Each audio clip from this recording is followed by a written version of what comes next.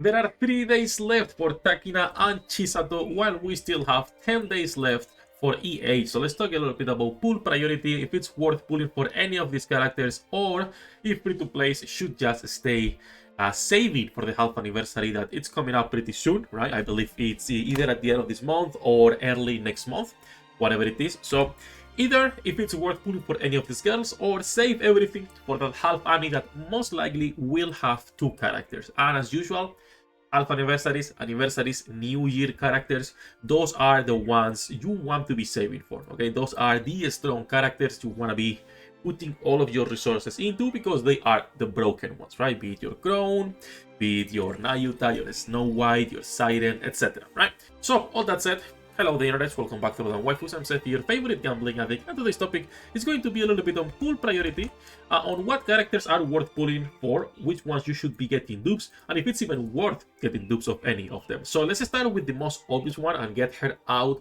of the way. I will be making a separate video later today on her final verdict.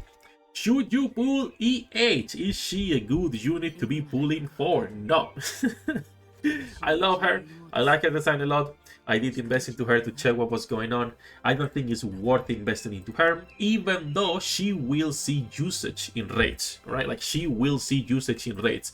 In my opinion, for wind weak raids, she's gonna be seeing more usage than someone like Sakura, which, by the way, for those of you who haven't checked yet, we added into the website a new section on the character pages, if you scroll down, which is raid usage, solo raid usage, and you can see all raids, how often a character is used. And as you can see by Summer Sakura, when she came out, she was used. Then afterwards, only a little bit for the Wells, who basically core 7 her on the next win rate, 74%, and on the next win rate, 40%.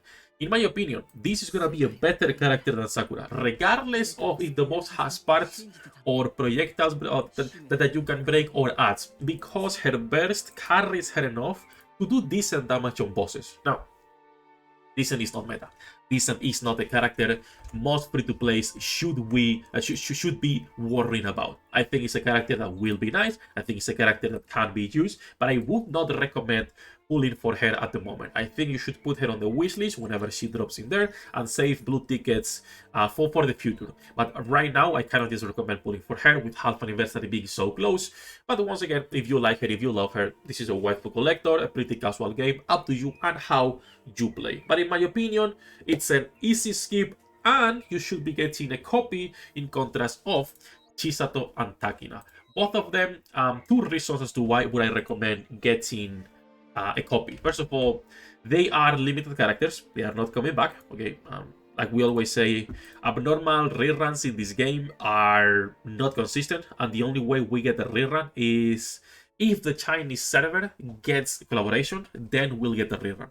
But that's the only way, and it's not even like a confirmed way. They never say, oh, we're getting a rerun because the Chinese server is getting one, right? So, in my opinion, I would get a copy of each one just for the Pokédex. Also, even if you don't care about Pokédex, they are really strong characters. They are fantastic units. I will say, right now, Chisato is better than Takina, but I also think Takina will be the one that can last longer in the meta than Chisato. Chisato is a great unit. Like, if we're comparing her with other damage dealers at the moment, she's a great character. She's doing really good damage, but she's an SMG without any sort of burst generation, which tends to lower the value of these units later on. Also, when it comes to true damage, we're still at mercy of Shift Up deciding if they want to like actually keep releasing these bosses that are true damage or not, right? So that's what I will be like, okay, yeah, she's good. I like her damage. She's pretty cute. But as an abnormal unit based on true damage, even though she has decent buffs and you can put her like almost any team, right? It's a little bit hard to justify pulling for her. We don't know how much Shift Up will make use of this, or if she will be forgotten and abandoned and lose usage on her meta. In contrast, Takina is the character that most likely, as long as they release units with true damage, which again, it's a big if for Shift Up, she's the best buffer in the game for those teams. Right, like the best buffer in the game for those teams. At level 10 is a 140% true damage if you invest in that. She's also cheaper to build. Like, she's a character that can be used long term as a true damage buffer, regardless of, you know, the meta on B3s, because she can just keep buffing them. She's pretty cheap to build because it's only a 4 10-4. You can ignore burst and skill 1 because it's only her personal damage, right? I just focus on skill 2. And her gear is also like you don't care what she gets. It's a really cheap character that will get used consistently. I think long term she's the one that will age better than Chisato, but right now both are pretty good. Now, obviously, if you don't care about solo raids, I would probably not even recommend pulling for these characters. Unless you care about the Pokédex, obviously then grab a copy. If you care about solo raids, I will grab a copy. If it's campaign-wise the only thing you care, Pilgrims and Anniversary characters are better, and they will always be better. Abnormal characters in this game, some are aging better than others. Nowadays, the callouts we've been getting are also better in terms of the meta in contrast to back in the day. Like if you compare this with Chainsaw Man, bro, like those characters lasted nothing. Nier lasted a little bit. Chainsaw Man had no usage in the meta. Then you have something like what was next? ReZero. ReZero got usage for like 1 or 2 seasons, right? Like you had Emilia being used on that water season when she came out right here on season 12, and then no fucking usage at all, almost. And even on water weak rates, the most she got was season 22, which was material age, right?